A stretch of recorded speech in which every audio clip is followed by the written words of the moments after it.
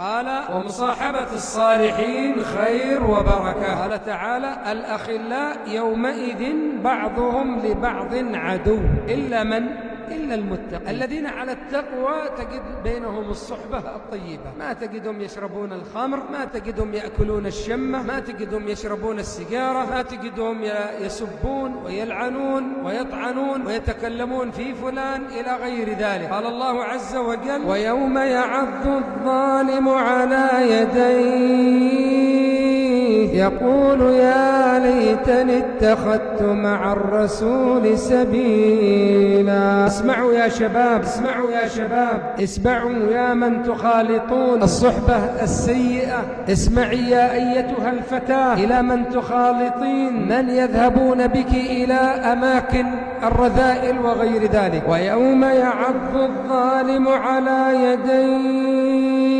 يقول يا ليتني اتخذت مع الرسول سبيلا. يا ويلتى، يدعو على نفسه بالويل والثبور، يا ويلتى ليتني لم أتخذ فلانا خليلا. لماذا؟ لقد أضلني عن الذكر بعد إذ جاءني